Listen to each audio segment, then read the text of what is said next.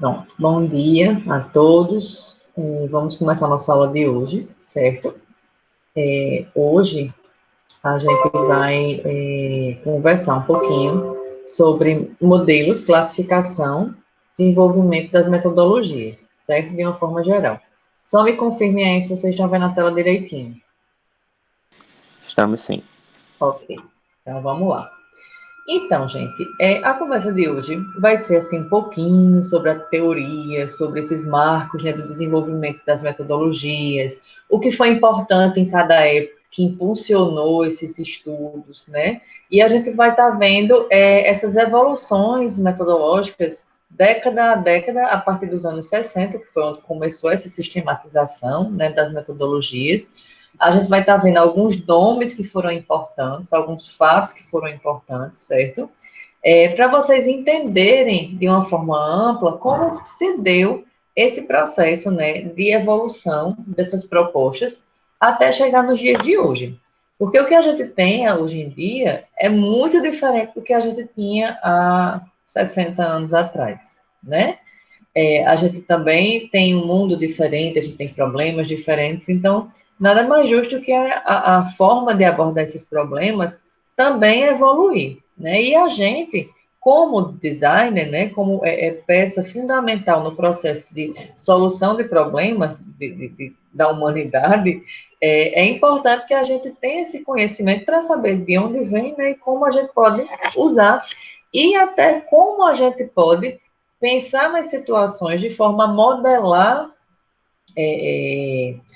as abordagens metodológicas a determinadas situações, né? Então, por isso que é importante esse conhecimento dessa sistematização, né? E até porque, quando você observa o processo metodológico projetual dessa forma, você consegue, além de se organizar, né, dentro do projeto, em termos de várias questões, você consegue também explicar, passar, ensinar, né? Então, é uma forma que você sistematiza as informações e melhora realmente o processo de desenvolvimento de soluções, certo? Então, a gente tem aqui, né, iniciando a nossa conversa sobre design e metodologia. Então, eu coloquei uma citação do Burdick, né, de 2006, que ele diz que o design é uma atividade, né, que quando agregada a conceitos de criatividade, fantasia cerebral, senso de invenção e inovação técnica, isso faz com que se gere uma grande expectativa de que o design é uma espécie de ato cerebral, de iluminação divina, de dom, né, e a gente sabe que não é totalmente assim, né? Que é um processo criativo, sem dúvida, né? Quando você parte para a solução de problemas, né? Você tem sim que usar da sua criatividade, mas que essa configuração ela não vem do nada, né? Não é uma iluminação divina, um eureka que vai fazer com que você gere as melhores soluções. Claro, como eu falei, é sim, sem dúvida, um processo criativo. Você passa por fases que estimulam essa questão da criatividade, né? A gente até lança a mão de diversas ferramentas para estimular essa criatividade, para potencializar essa geração de solução, mas não é só isso. Isso precisa estar pautado em um caminho, né? E para isso que a gente tem na metodologia essa base para que a gente consiga se organizar e consiga, assim, ter os melhores resultados, certo? Então, como a gente pode observar, né, eu coloquei aí duas citações, do Burda, em 2006, e do de João de Moraes, depois, né? O Burda coloca que cada objeto de design, ele é resultado de um processo, ou seja, ele não surgiu do nada, não é? Você não foi dormir e sonhou com a solução, e de manhã você estava com essa solução pronta. Isso não vai acontecer, né? Então, esse processo de desenvolvimento, ele é determinado por condições e decisões. Não é apenas uma configuração de uma solução repentina, né? Faz parte de todo o processo, né? E o de João de Moraes, ele coloca que essas formas e os modos de produção, né?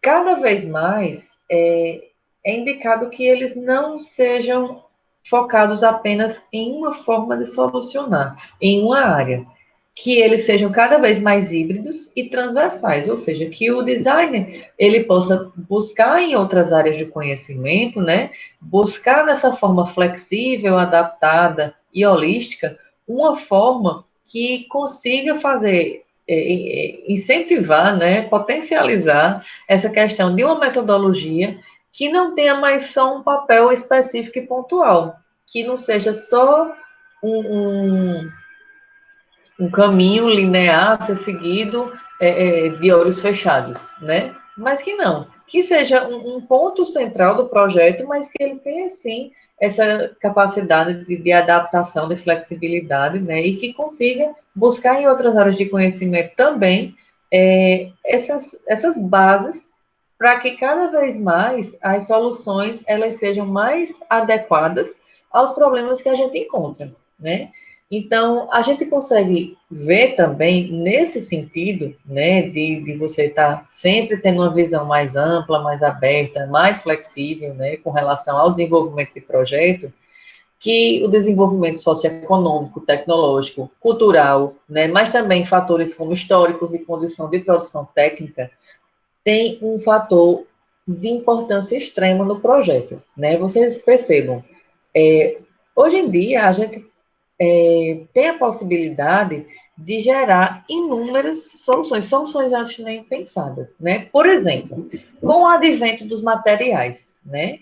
A gente tem uma gama de possibilidades gigantesca de desenvolvimento de produto.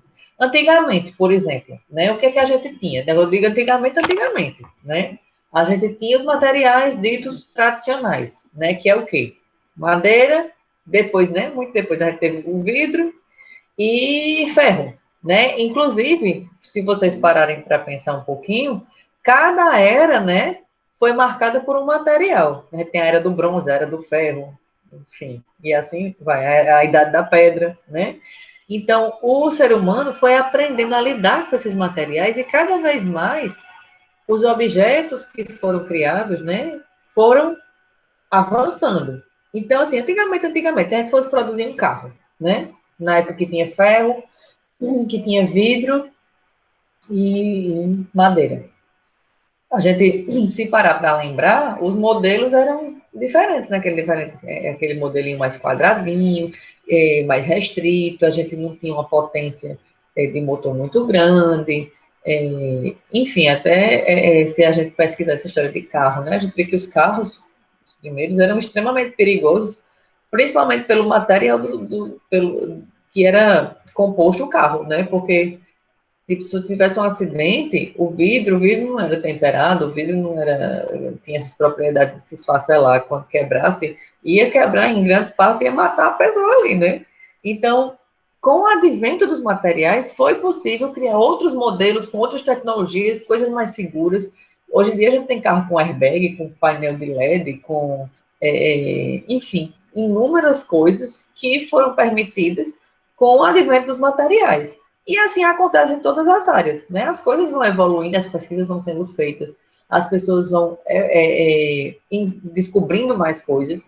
Então, isso faz com que a gente, como designer, não desenvolva as soluções de uma forma pontual, né? Mas que a gente tenha todo esse arcabouço de informações ao nosso favor, para que a gente lide com o projeto sempre refletindo, né, sobre essas condições que ele foi estabelecido. E, com base nisso, a gente consegue visualizar nos produtos.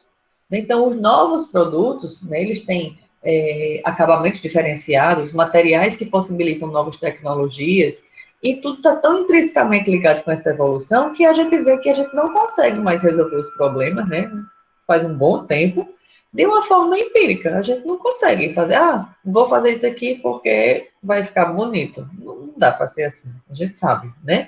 Então, toda essa questão dessa evolução faz com que cada vez mais a gente tenha essa visão de que o projeto de design ele deve ser pautado por um caminho, mas um caminho que seja holístico, que seja transversal e que muitas vezes seja híbrido, certo?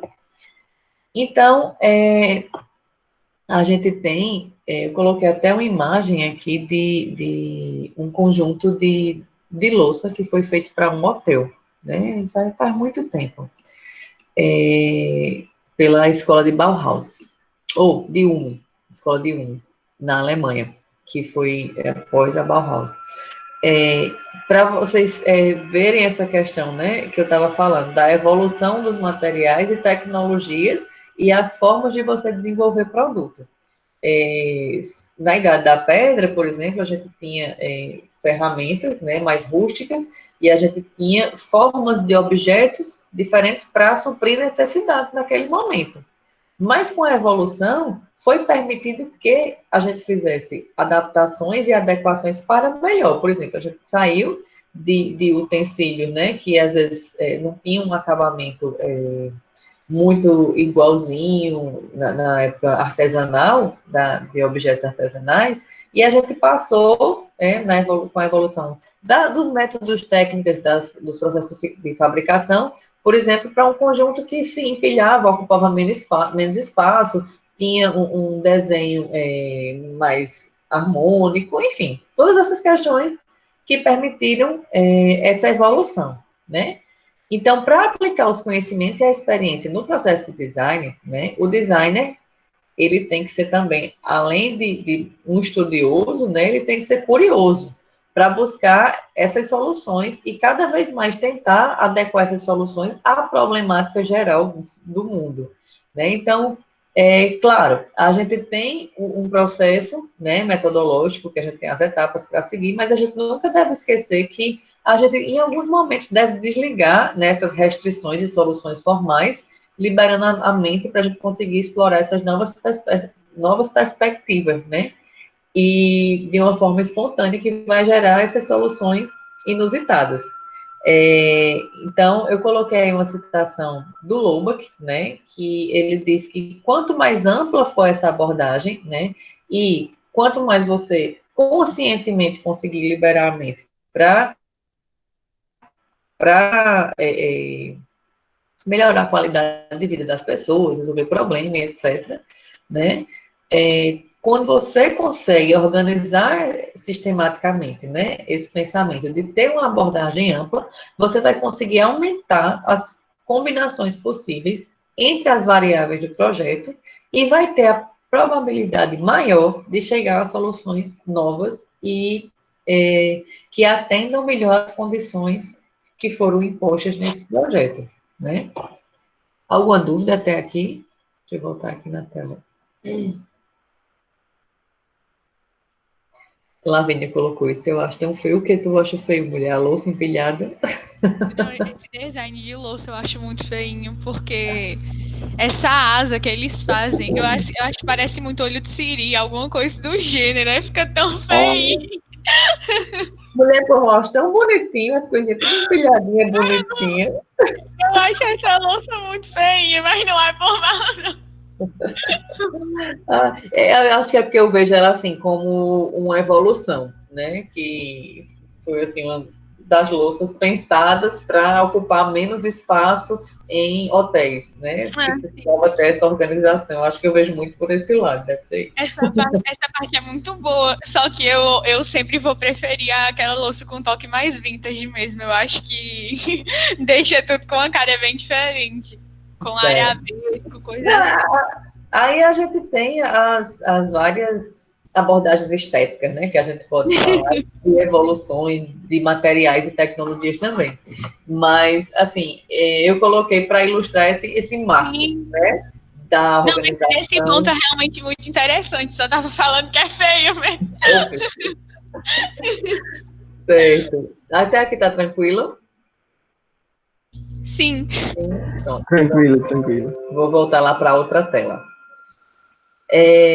Bom, e aí, complementando, né, o que Loubach fala, a gente pode ver que quanto mais a gente conhece do problema, né, ou seja, quanto mais a gente analisa, a gente vai perceber todas as informações que circundam aquele problema para que a gente consiga ter base suficiente para gerar soluções realmente que vão atender aquele problema.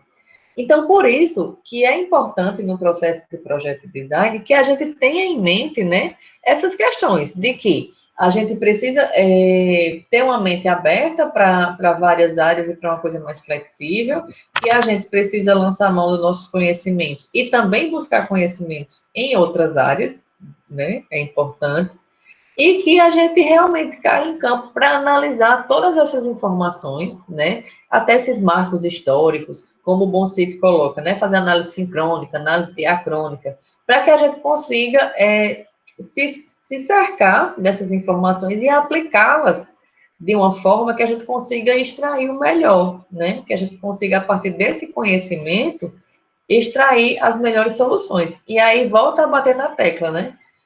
Cada vez mais a gente percebe que não é possível solucionar problemas de forma empírica. De tipo, acordei com a solução. Hoje não é mais possível fazer assim. Você precisa realmente pesquisar, se inteirar das informações, né? Saber de todo aquele contexto e olhar realmente o problema de uma forma ampla e não somente focar em solucionar aquela coisinha ali, né? Você tem que partir para uma coisa mais geral, certo? Então, toda essa situação, né, eu até falei na aula passada, ela se intensificou, né, após a Segunda Guerra Mundial. Por quê?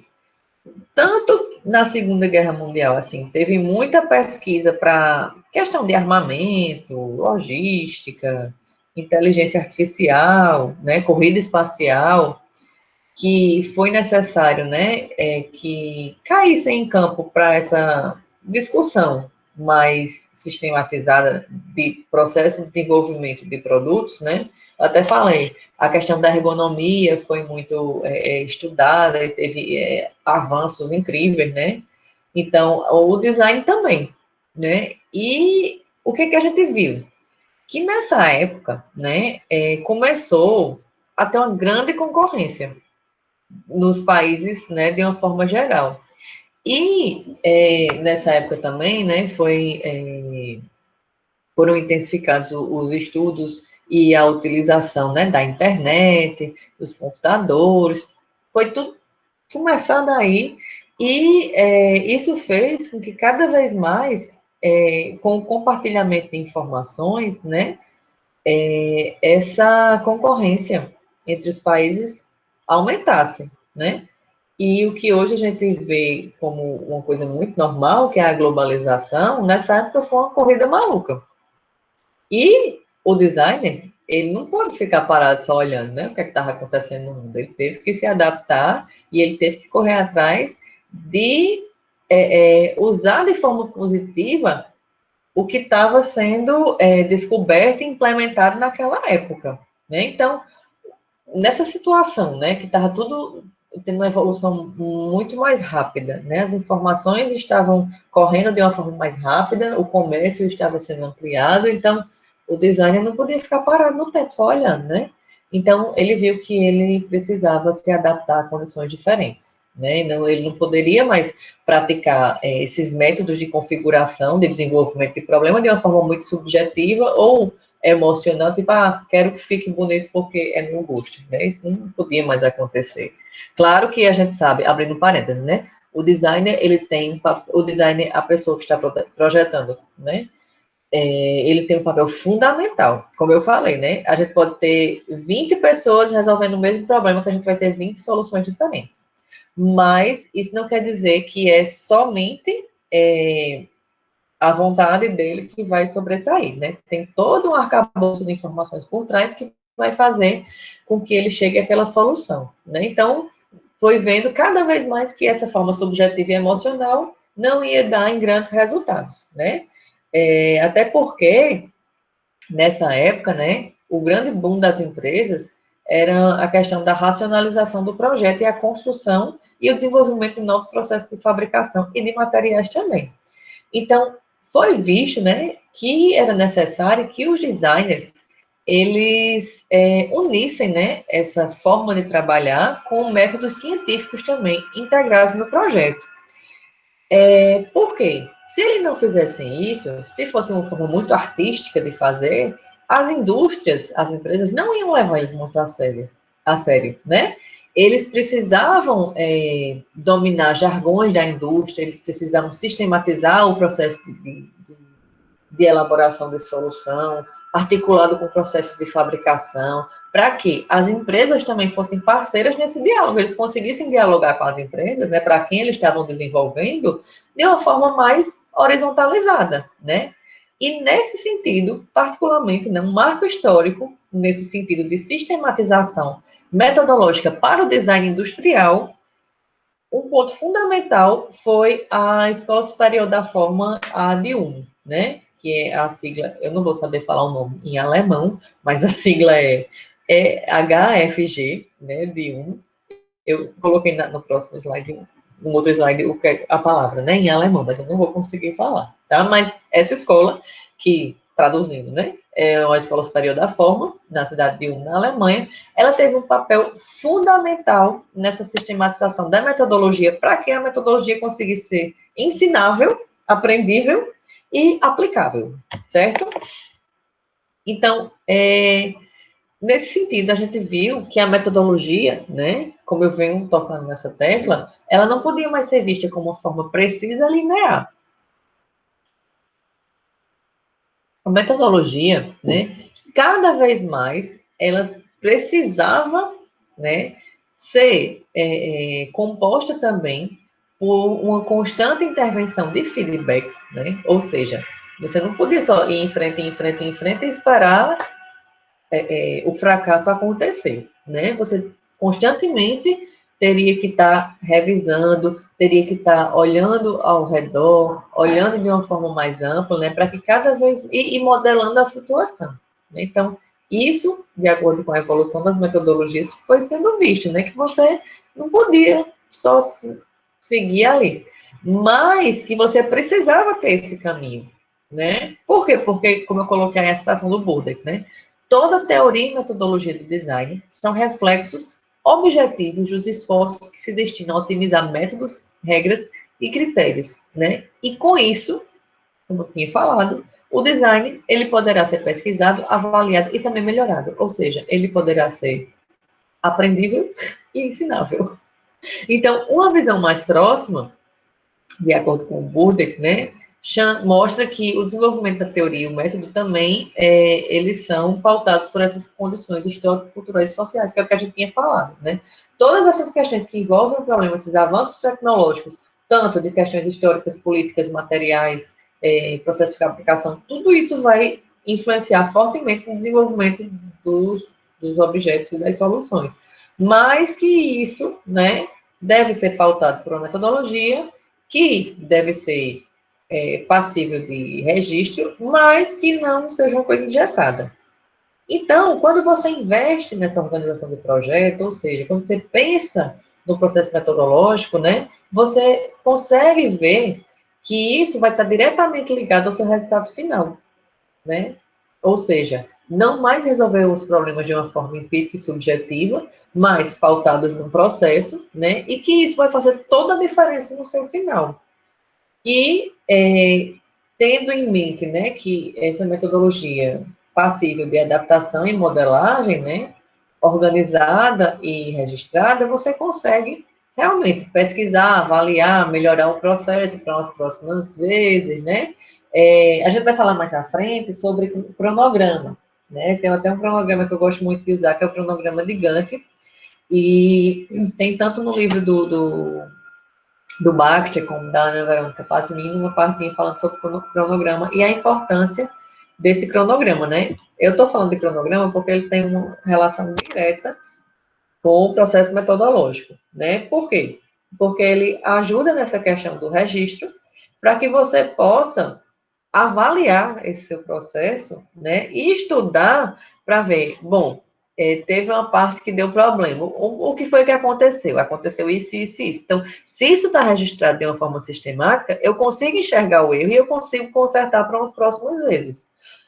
Pode ser outra coisa também. Tal etapa deu muito certo para esse problema. Então, o que foi que aconteceu? Ah, está aqui registrado na minha metodologia, aconteceu isso e aquilo outro. Então, eu consigo lançar a mão desses conhecimentos para melhorar a forma como eu lido com os problemas.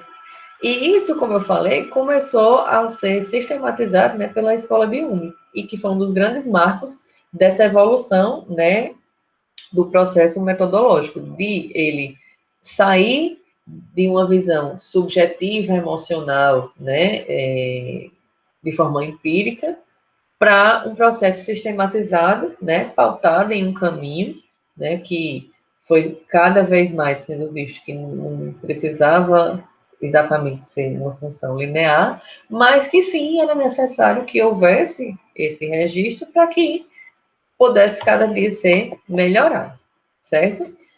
Então, como eu já tinha iniciado, né, a falar sobre a escola de Uni, né, tá aí uma fotinha, esse nome aí em alemão, vocês leiam mentalmente, porque eu não vou conseguir ler.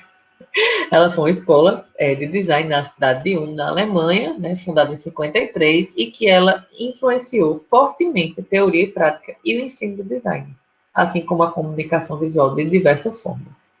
Então, foi a partir dos anos 60, especialmente na escola de Ulm, que iniciou essa sistematização da metodologia, né?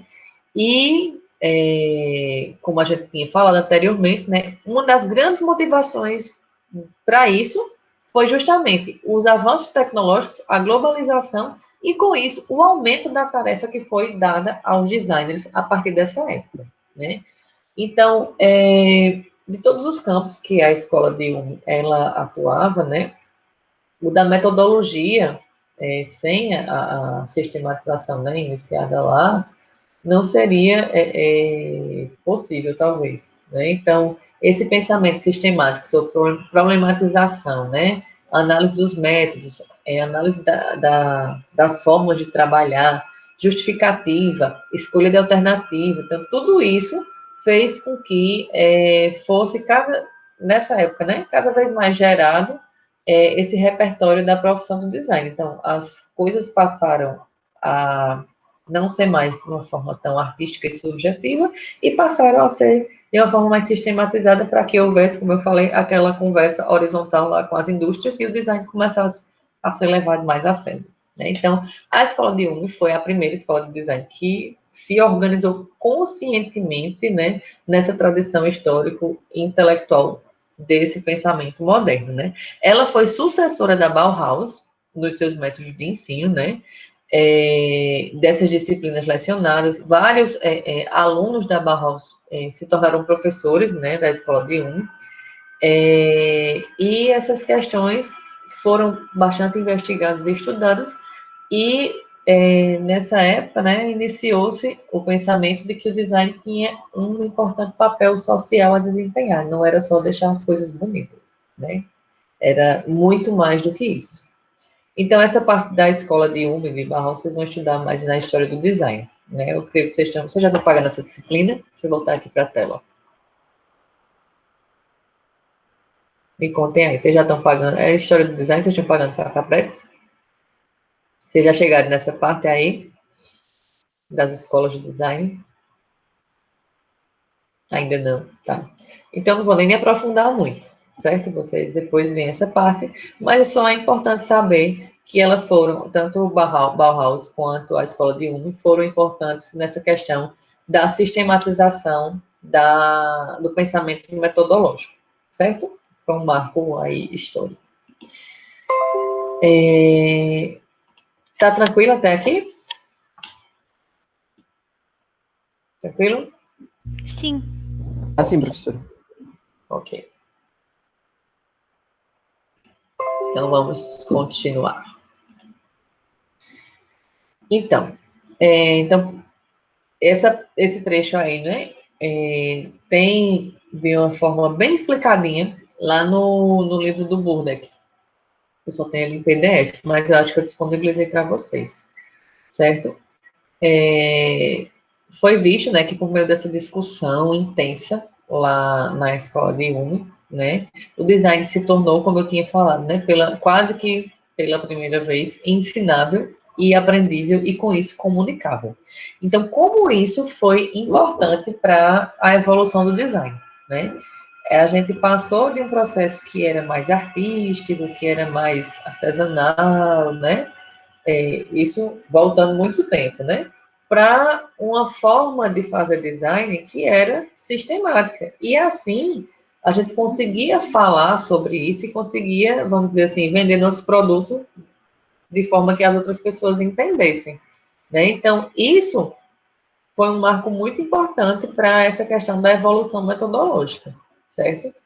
Então, essa questão, né, de dar esse significado ao processo metodológico, ele foi uma grande contribuição para o aprendizado da lógica e da sistemática do pensamento na resolução de problemas, certo? A gente sabe que a metodologia tem muito menos um caráter de receita, né? Que foi um mal entendido que durou até alguns anos, né? Eu vou falar um pouquinho sobre alguns mal entendidos. E, assim, a gente vê que ele não é uma receita, né? Que é muito mais um processo de análise, compreensão do problema e adequação, né, às etapas e às situações em um caráter muito mais amplo, né? Essa questão de ser um processo muito sistemático e de receitinha, né? Isso, às vezes, a gente vê como uma herança do René Descartes, né? Que foi o criador do pensamento cartesiano. E, seguindo essa lógica, né, um pouquinho, a gente tem o Christopher Alexander, que é considerado, né, por vários outros autores como um dos pais da metodologia, certo? Então, Christopher Alexander, em 64, né, ele enumerou alguns argumentos que sistematizavam o processo de projeto como uma metodologia, né? Então, ele colocou aí alguns fatores, né, que iriam iniciar essa estruturação de o que seria um processo metodológico para o design. Então, ele dizia que os problemas de projeto aumentam rapidamente e se tornam muito complexos para ser tratado de uma forma intuitiva, então, justamente, aquilo que a gente estava falando, né? À medida que o tempo foi passando, foi se vendo que os problemas não podiam mais ser resolvidos de uma forma intuitiva. Tinha que ser sistematizado e tinha que ser registrado de forma que você conseguisse analisar, né? A quantidade de informações necessárias para a resolução de problemas se elevou de tal forma que o designer sozinho não conseguia sozinho coletar e manipular essas informações. A outra questão. O designer sozinho, muitas vezes, ele não tem o conhecimento, né, de todas as outras áreas que influenciam num projeto. Então, o que é que ele queria dizer aí?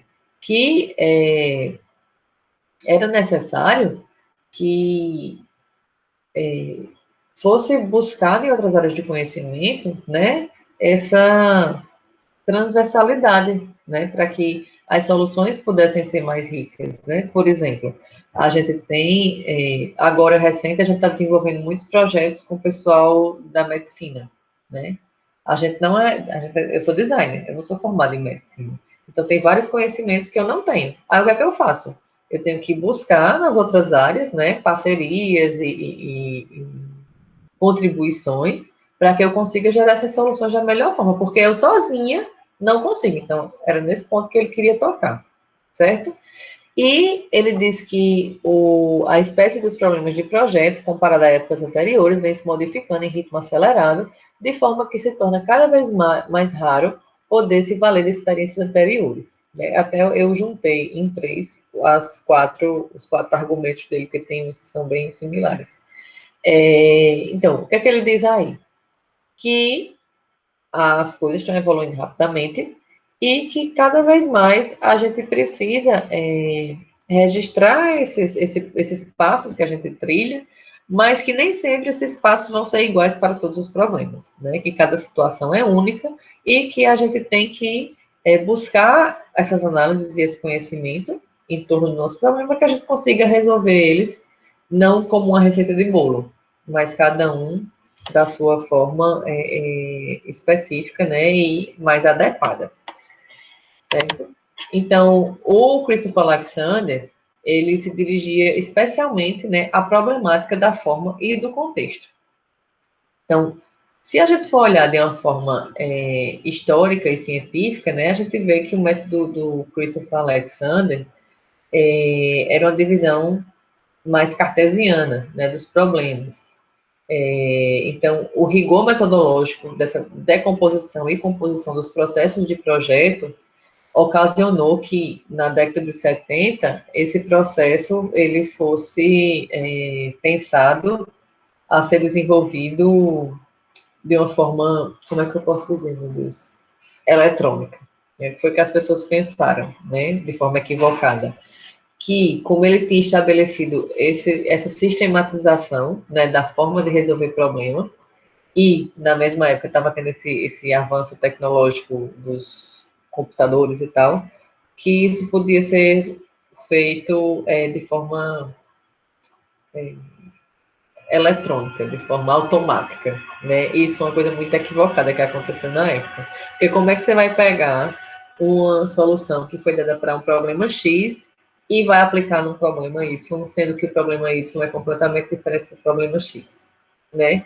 Então, eles tentaram fazer essa coisa aí, dessa sistematização automática dos processos metodológicos, mas que não deu muito certo, e o que ficou foi só esse pensamento inicial de sistematização, né? E aí, né, como eu coloquei aí, muitas vezes foi considerada de forma equivocada, né, que o objetivo dessa pesquisa metodológica era um processo único e restrito.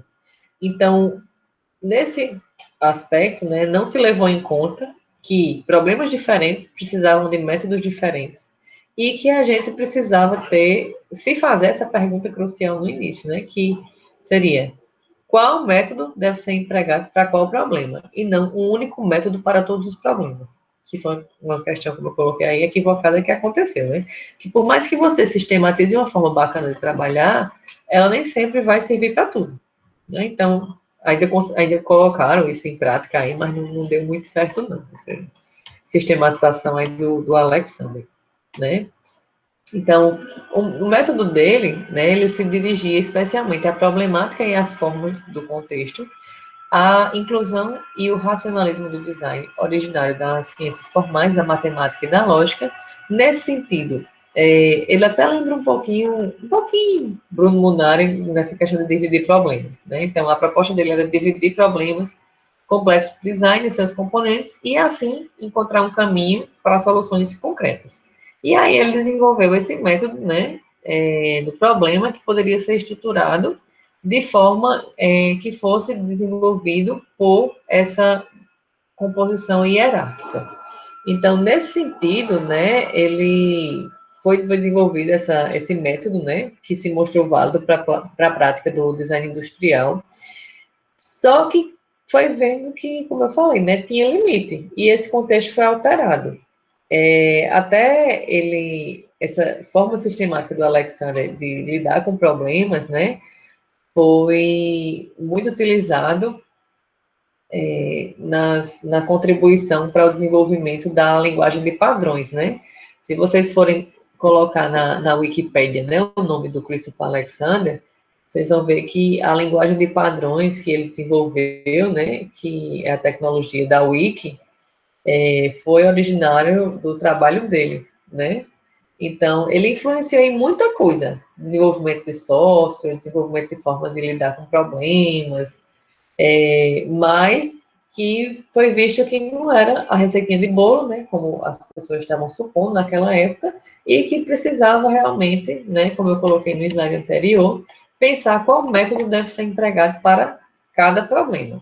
Então, temos aí, né, na escola de Hume e no método de Christopher Alexander, os primeiros indícios, né, dessa sistematização dos processos metodológicos. Claro, a gente vê que aconteceram fatos que foram sendo estudados e foram sendo avaliados, às vezes alguns descartados, mas que todos eles serviram para essa evolução do pensamento metodológico, tá?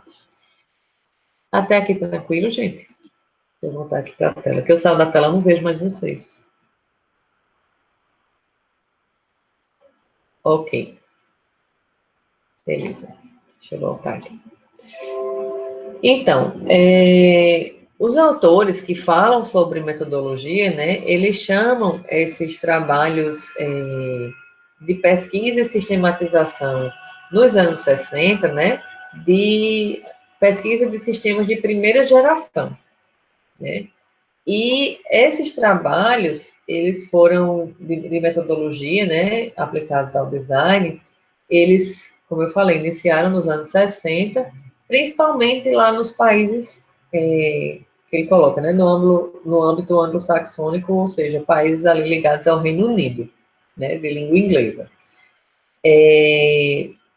Pela época, né, e por tudo que estava acontecendo, eles foram fortemente influenciados pela pesquisa aeroespacial, né, a corrida espacial, a evolução tecnológica, a globalização, problemas cada vez mais complexos, né? Então foi visto que isso não podia ser resolvido de forma assim, ao Deus dará, que precisava de um sistema, né?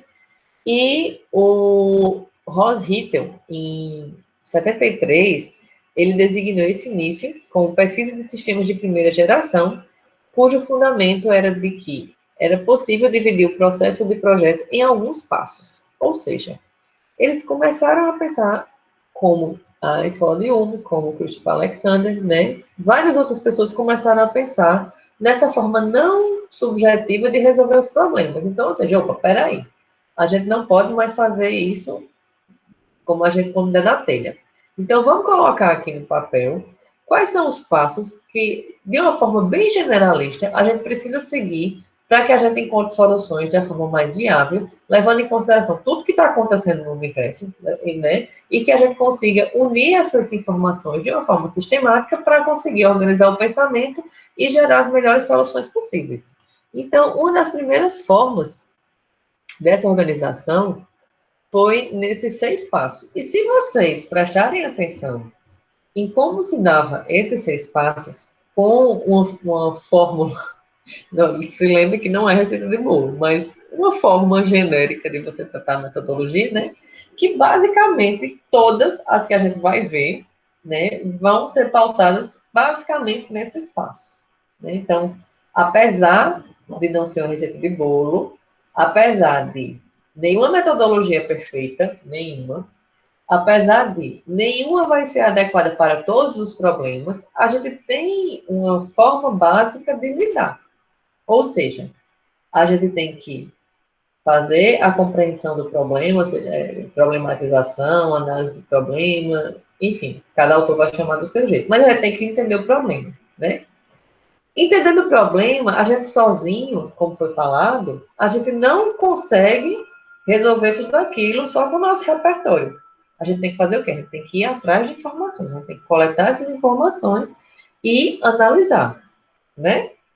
Depois que a gente analisa, é que a gente vai, opa, entendi meu problema, eu agora posso criar. Aí eu vou desenvolver soluções.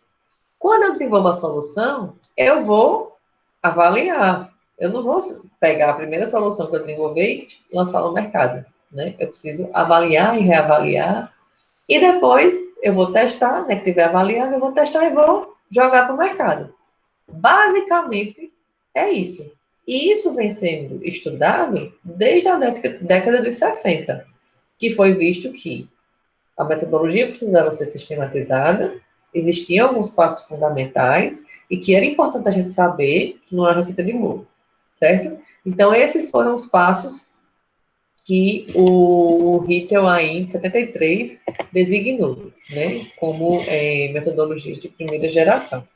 Então, o primeiro passo, né, só recapitulando, seria compreender e definir a missão, ou seja, o problema.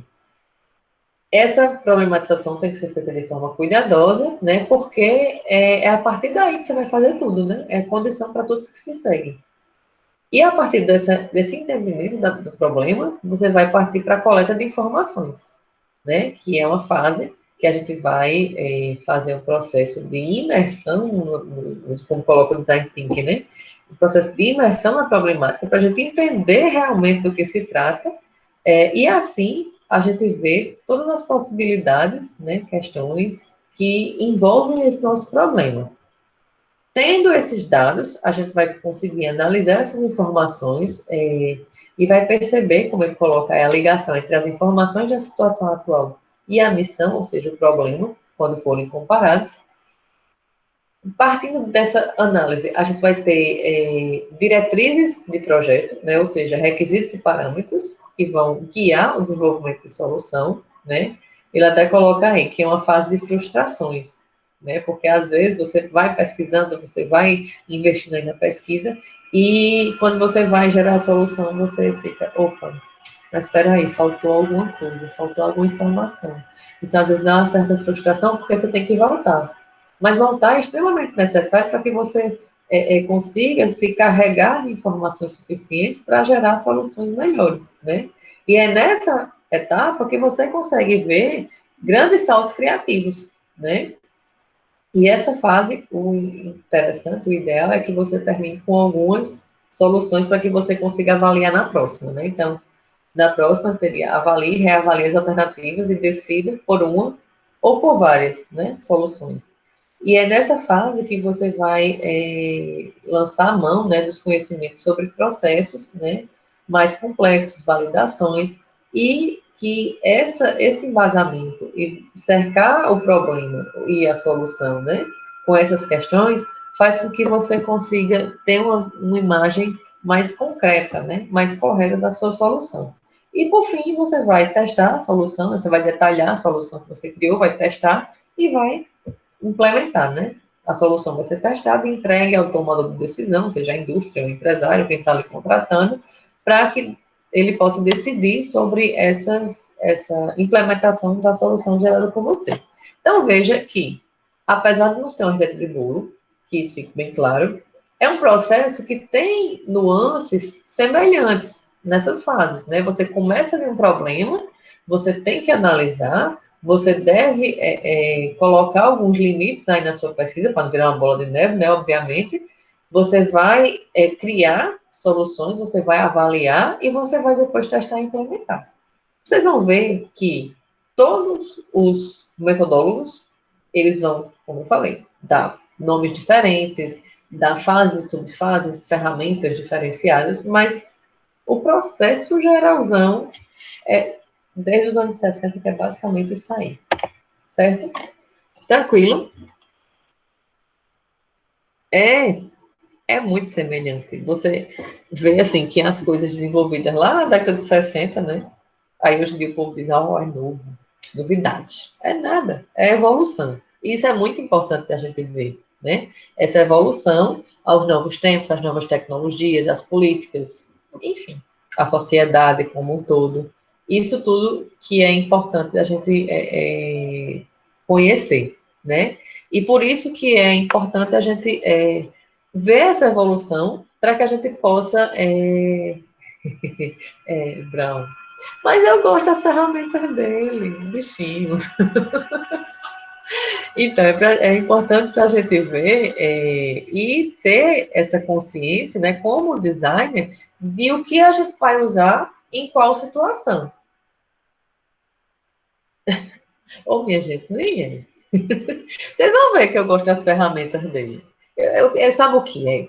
É porque, pronto, ele e o Dijon de Moraes. Eu acho eles meio prepotentes em dizer que a metodologia deles é a melhor coisa do universo. Eu acho que é isso.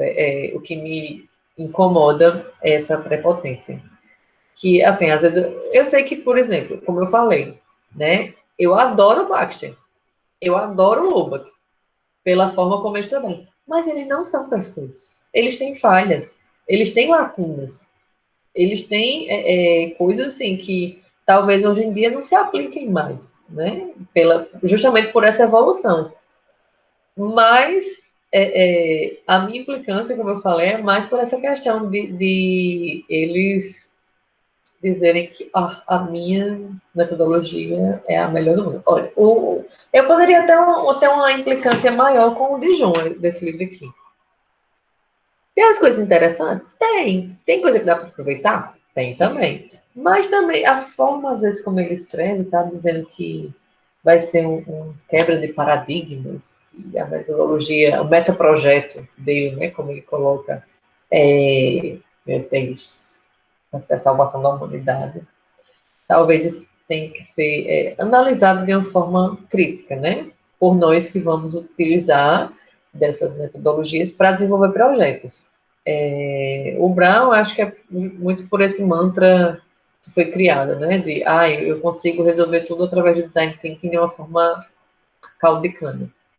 Então, assim, o mais interessante é você conseguir, né, a partir do seu conhecimento, saber o que cada um propõe e usar a melhor coisa de cada um, porque todos têm coisas boas, todos têm pontos positivos que podem ajudar a gente nos projetos, todos eles. O Tim Brown tem ferramentas incríveis, como eu falei.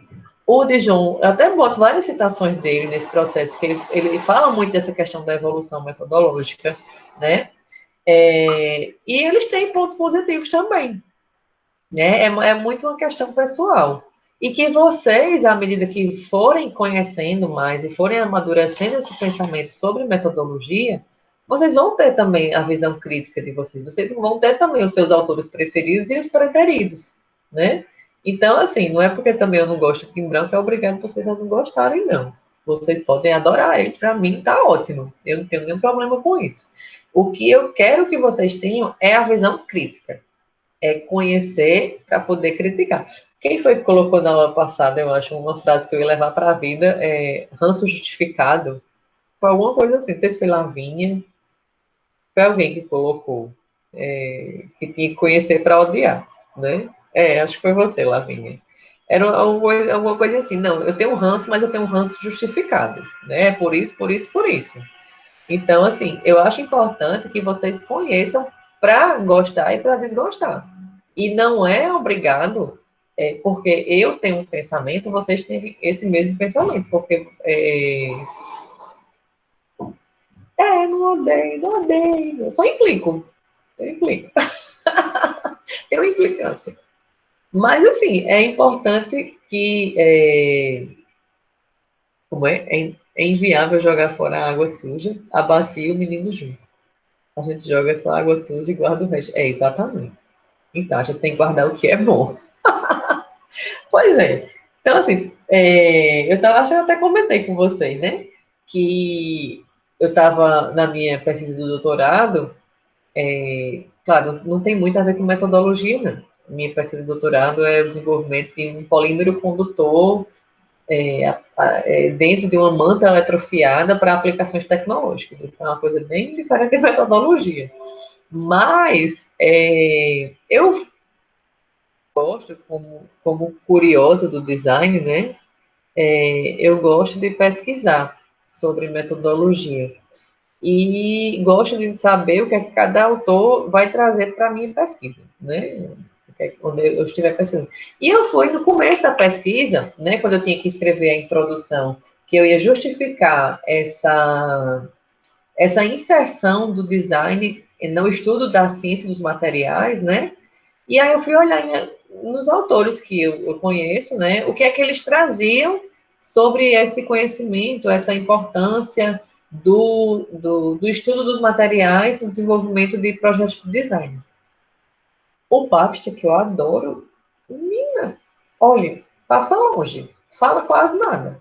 O Lobo aqui, meu Deus, eu acho que é meia página. Então, assim, tem lacuna, tem coisa que falta, não só isso é só um exemplo. Tem várias outras coisas. Enquanto tem outros autores que têm uma pesquisa fantástica sobre isso, né? E outras questões é um pouco mais fraco, falando de uma forma mais superficial. Mas ninguém vai atender a todo mundo, a todo problema com uma metodologia só. Isso é importante deixar claro, né?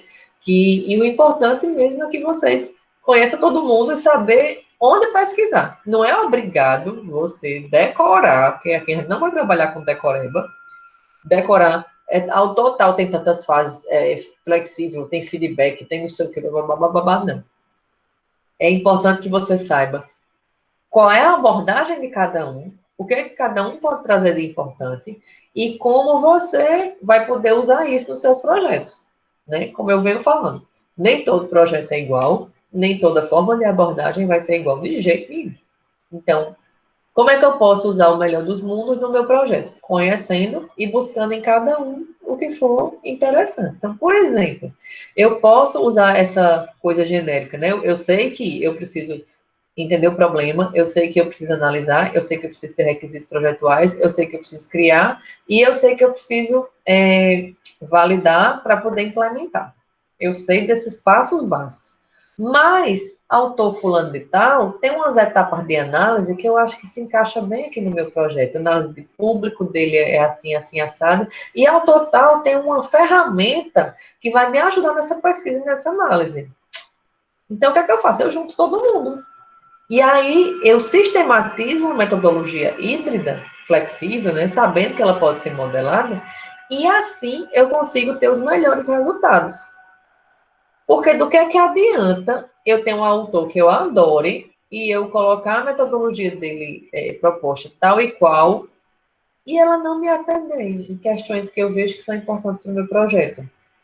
Com esse monte de informação que eu tenho hoje em dia, com essa possibilidade de busca de informação, né, de troca de informação que eu tenho hoje em dia, por que me restringir a só aquilo que está posto, né?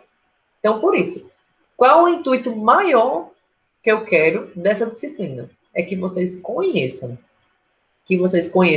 como foi o processo, como foi a evolução, quem são as pessoas que tratam desse assunto, né? Algumas especificidades que são bacanas de cada um, e no final de tudo, como você pode montar a sua metodologia, a sua forma de lidar com aquele problema que foi dado. Lembrando que nem todo problema é igual, e por isso as metodologias para desenvolvimento de soluções para os dados problemas serão diferentes, certo? Isso ficou claro para todo mundo? Dê um joinha aí no chat. Sei, todo mundo foi dormir. Beleza.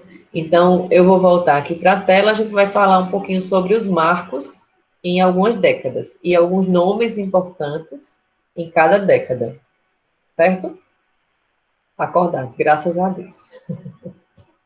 Minha gente, eu estava até dizendo no começo da aula, para mim, nessa pandemia, assim, indiferente, feriado, domingo, sábado, um dia de semana, porque para mim é tudo sábado, eu acho, né? Porque eu adoro dar aula. Então, para mim, é o momento do dia é vir aqui dar aula, porque eu realmente gosto. Estou com a saudade de sala de aula, vocês nem imaginam. Mas é tudo assim, ficar em casa, né? Então, feriado, domingo, acordadíssimo aqui. Bora lá. Exatamente, minha gente, dá aula é um evento, eu me arrumo, faço maquiagem, só não boto um salto porque já seria demais, né? Mas, menina, é um evento mesmo, total.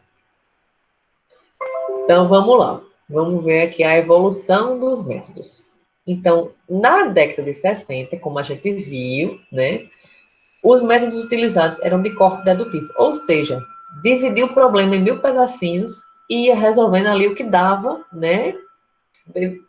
Enfim, de forma dedutiva, atendendo os subproblemas com soluções alternativas, que era coisa de fora para dentro, né? É uma coisa, eu acho que essa solução vai ser melhor, né? Nessa época, tinha muito esse pensamento errado, né? Do homem médio, que o homem médio você sabe que não existe, né? Esse negócio de homem médio não tem, não, porque é todo mundo igual, mesma medida, mesmo tudo. Então, ainda existia esse pensamento muito dedutivo. Então, nessa época, mas apesar disso, foi importante para o início, né, como eu falei, da sistematização dos processos metodológicos. Mesmo ainda todo começo é um pouco difícil, né, para tudo. Então, nesse começo, né, foi importante por essa sistematização, apesar de ter alguns problemas, né, que hoje em dia a gente vê que não é mais dessa forma que se resolve. Então, nessa época, né, eu coloquei uma citação do próprio Christopher Alexander, né, que ele escrevia na época, que ele dizia que os problemas funcionais estão se tornando menos simples todo momento. Então, assim, apesar de ser uma coisa dedutiva, ele já se tocou, né? Epa, eu estou resolvendo assim, mas não posso não fazer isso. Por quê? Porque, rapaz, os problemas estão ficando mais complicados.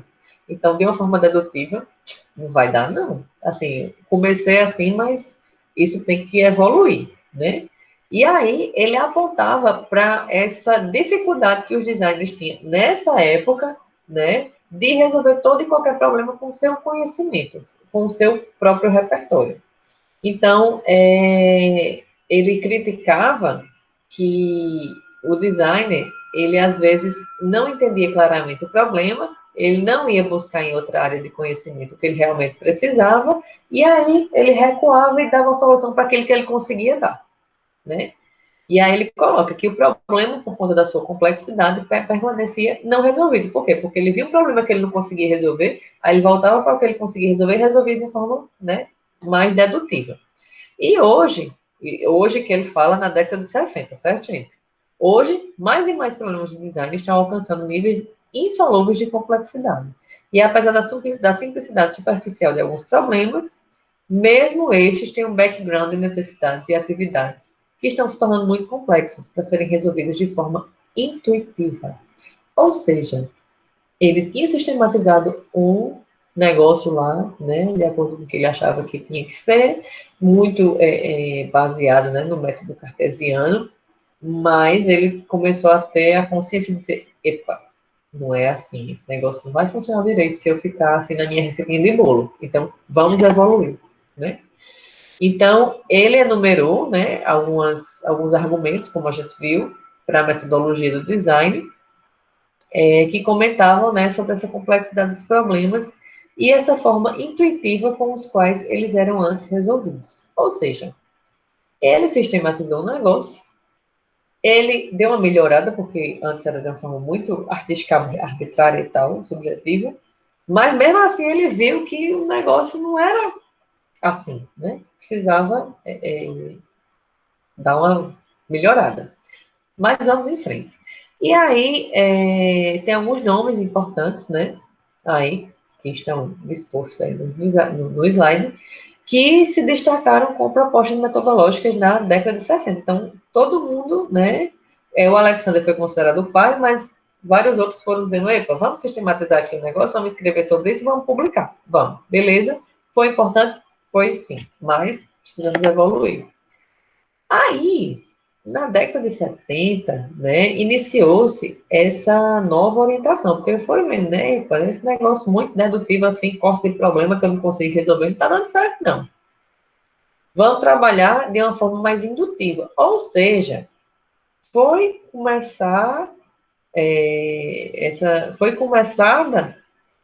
a questão, né, de pensar de dentro para fora, ou seja, não era mais eu como designer que empurrava a goela abaixo uma solução para todo mundo, mas eu comecei a ver, eita, eu estou desenvolvendo para alguém, né? Então eu preciso entender a pessoa, eu preciso entender o grupo, eu preciso entender o público.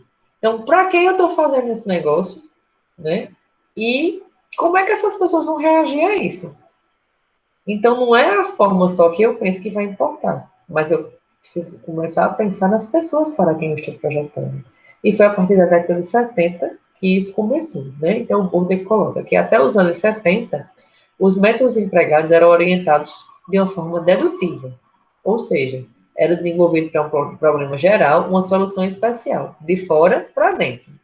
E nesse novo design da época de 70, né, trabalhava-se de uma forma indutiva, ou seja, era perguntado para quem você estava projetando, né? Para que grupo específico. Então, esse projeto, né, seria colocado no mercado com base na análise das pessoas. Então, esse pensamento mais começou assim a se abrir mais foi na década de 60. Vejam que já é uma evolução, né? Primeiro sistematizou, deu certo algumas coisas, outras não deu, mas eu preciso pensar, né? Tá, de outras formas. Então, uma das formas que foi mais importante para essa evolução na década seguinte foi pensar nas pessoas. Então, a gente tem alguns nomes, né, importantes para essa época que tinha, em sua grande maioria, metodologias de atitude prescritiva. Né? As pessoas já tinham passado por algumas experiências, viram coisas que deram certo, outras que não, mas começaram aí a prescrever algumas formas de trabalhar. Ainda apresentava uma estrutura mais linear, né? Tinha flexibilidade atemporal nas suas etapas, já tinha feedbacks flexíveis, né? Já era uma coisa mais maleável, e tinha aí alguns nomes importantes, né? Nessa época, o próprio Burdach, o Lubach, né? O Koperg e Bavinal são uns nomes assim mais famosos dessa época. Tá, mas nem tudo era perfeito e vamos para a década de 80 e continuou essa propagação de mudanças que estavam ocorrendo, né, a partir da sistematização, né, seguindo cada vez mais para uma coisa mais elaborada em questões de abordagem metodológica. Então, na década de 80, né, as pessoas começaram a se opor muito para esse modelo muito racional, muito cartesiano, muito matemático, né? Então, tá, foi sistematizado, tá uma coisa mais estruturadinha, mas essa coisa muito estruturadinha, se for muito fechadinha, não vai rolar, né? Então, na década de 80, teve uma mudança relevante com relação à presença de feedbacks, né? Foi colocado que os feedbacks entre as fases eram, então, determinados pelos autores, ou simplesmente não aconteciam, porque estava se mostrando uma clara redução à alta flexibilidade no período anterior. Quer dizer assim, tá, é um método cartesiano, foi sistematizado, eu comecei a pensar nas pessoas, mas não é uma bagunça, não. Vamos sistematizar isso aqui com relação à forma como isso acontece, né? Então, vários autores começaram a propor, né, esquemas metodológicos, como você vê, né? Lembra do Bruno Munari, que tinha uma coisa mais assim, estruturadinha, o próprio Gibbon Cifre, né? Tinha lá a estrutura, estava pensando em outros aspectos de forma mais holística, mas não era uma coisa tão bagunçada como estavam pensando na década anterior, né? Foi isso aí evoluiu nesse sentido. E aí, na década de 90, né, cresceu muito essa questão da estrutura cíclica, ou seja, saiu de uma estrutura mais linear para uma coisa mais cíclica e essa coisa dos feedbacks, né, estavam sempre presentes, né, dando continuidade ao que foi iniciado na década anterior. Então, temos aí alguns nomes importantes para a década de 90 e para esse pensamento sistemático na metodologia, pensado aí cada vez mais em questões mais amplas, mas também na forma como isso acontecia, né? E tá aí os mais famosinhos, vamos dizer assim, é o Neil Cross e o Mike Baxter, na década de 90. E no século XXI, cada vez mais a gente tem essa tendência, né, ao design multidisciplinar, onde as equipes, né, de design geralmente são formadas por pessoas de várias áreas, e como já era falado por Christopher Alexander Jones, Gustavo Bonfim, o Aken, em 2005, né, essa complexidade dos problemas no contexto no qual eles estavam inseridos, fazem necessários, né, modelos metodológicos novos e adaptativos que satisfaçam a necessidade das equipes, né? Então, assim, a gente vê, né, que o negócio vai fluindo de acordo com a evolução do mundo, da sociedade, da política, de várias questões que estão ligadas ao processo de projeto, né? E que cada vez é importante que a gente tenha esse senso crítico para saber como usar essas questões a nosso favor, né? Então, aí a gente tem alguns nomes que foram importantes para esse pensamento, né, para essa evolução dessa questão multidisciplinar, o Tim Brown. Ele tem muito forte essa questão do design multidisciplinar, e isso é muito bom. Porque desde o Christopher Alexander, lembra? Que ele dizia, olha, o design sozinho, ele não consegue resolver tudo. E aí, no começo ele teve esse grande problema de achar que ele resolvia tudo sozinho e resolvia de uma forma dedutiva, né? Mas ele foi abrindo a mente, e hoje em dia a gente sabe que o designer sozinho não consegue chegar ao maior potencial na solução, mas que isso indica que ele tem que se unir às outras áreas e ter esse conhecimento multidisciplinar. Enfim, é bom isso. Olha aí, ele sem sofrer bullying durante 5 segundos. E aí, a gente vê nisso, né, a importância de conhecer e saber classificar as metodologias, né? Para quê?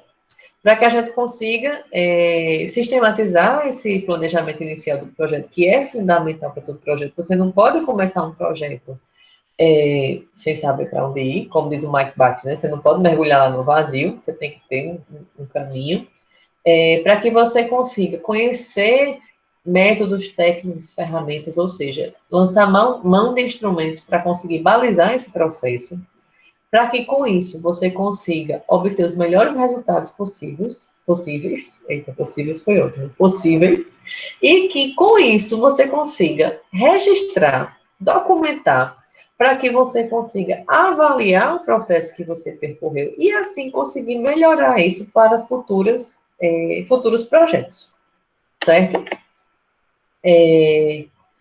Eu coloquei aqui um lembretezinho, né, sobre as formas de classificação das metodologias, né, e uma citação do Burdick, que ele diz que lidar com design significa sempre refletir as condições sobre as quais ele foi estabelecida e conseguir visualizá-las em seu produto. Ou seja, você quando pensa em design, você não pode pensar só no resultado final, mas como foi todo o processo para que você conseguisse chegar àquele resultado e que você consiga visualizar o processo do seu resultado final. Né? Então, para isso é importante, né? Que a gente conheça para poder usar. Então, só relembrando algumas características de diferenciação dessas propostas metodológicas em design, né? A gente tem elementos como a diferenciação, né? E ao mesmo tempo, métodos de agrupamento das metodologias, que pode ser com relação à atitude, que pode ser descritiva ou prescritiva, lembra? Com relação à ordem, que pode ser linear ou cíclica, quanto à flexibilidade, que pode ser temporal ou atemporal, e ainda sobre a presença ou ausência de feedbacks. Com relação à atitude metodológica, a gente viu naquele gráfico da aula passada, aqui eu estou só relembrando alguns conceitos, certo? Ela pode ser descritiva, quando a metodologia descreve o processo que já era feito anteriormente, ou prescritiva, quando o autor prescreve, ele diz como você tem que fazer, quando a metodologia funciona de maneira normativa, ou seja, uma norma, uma receita. Né? Eu sempre faço analogia com prescrição médica. Quando o médico prescreve uma receita para você, ele não diz assim, tomar 2 comprimidos de 8 em 8 horas, né? Ele não diz como você tem que fazer, você tem que seguir aquilo ali, pronto. Uma metodologia de forma prescritiva seria mais ou menos isso, né? Prescrevendo métodos e passos que devem ser seguidos para alcançar o desenvolvimento do produto. Com relação à ordem das etapas, né, ela pode ser mais linear, quando os processos internos seguem um fluxo vertical, né, pode ser horizontal também, tá? Mas, enfim, ele vai certinho, com início e fim determinados, que a fase posterior só inicia quando a anterior for cumprida. Igual está no Moodle, né? A gente está com um processo linear lá no Moodle, né? A gente só consegue o acesso à próxima se a gente concluir a primeira. Ou um processo cíclico, no caso de metodologias que apresentam retornos cíclicos no interior de suas etapas, podendo ser repetido várias vezes, né? Esse processo aí lembra muito do design thinking, né? Uma analogia bem simples, né, de autores que trabalham mais ou menos nessa linha seria, por exemplo, o Munari, de uma forma mais linearzinha, e o Tim Brown de uma forma mais cíclica. Com relação à flexibilidade, eu posso ter 100 feedbacks entre as fases, né? Que seria uma metodologia que não possui retorno entre suas fases, o que não seria muito legal, porque, imaginem, você ir para uma fase seguinte e você não poder voltar para a anterior para complementar, de repente, alguma informação que faltou. Né? Imagina aí, que zebra. Então, isso não funciona muito bem, né? Com feedbacks pré-determinados entre as fases, né? Quando esses feedbacks existem, mas são definidos pelo autor, ele vai dizer, olha, tipo o Rosenfeld, por exemplo, né? O Rosenfeld, ele tem aqueles gates ali no meio, eles, aqui nessa fase você pode voltar, nessa fase aqui você pode voltar também, né? Então, ele diz aí onde é que você volta. E outro com feedbacks flexíveis entre as fases, né? Que você pode fazer o que você quiser, basicamente. Você pode fazer feedback aonde você quiser, que aí, pronto, entra o design thinking, né? Nessa caracterização aí. E quanto à presença ou ausência de feedback, né, que ele pode ser temporal, e quando o fluxo das etapas é uniforme, né, você tem feedbacks, né, já de uma forma bem determinada, ou seja, de tempos em tempos você tem aquele retorno, né, de fase em fase, Por exemplo, você vai para a fase posterior e você volta para a anterior para confirmar, né? Esse seria um fluxo mais temporal. E um fluxo atemporal, que é quando você pode ir para frente, para trás, para cima, para baixo, para onde você quiser, né? É quando o fluxo de etapas pode ser constantemente interrompido, favorecendo retornos e avanços flexíveis. Só um quadro aí para ilustrar nessas evoluções. Eu coloquei alguns autores principais em cada década, né? Então, a gente tem, na década de 60, né? O Archer, o Alexander, né? Que ele traz essas metodologias descritivas com corte dedutivo, né? De uma forma mais cartesiana. Na década de 70, a gente tem, por exemplo, o Burdak e o Loback, né? Que tem metodologias prescritivas, estrutura mais linear, mas que tem flexibilidade atemporal em suas etapas e feedbacks flexíveis. Aí, na década de 80, né, Munari e Boncic, como nomes aí principais.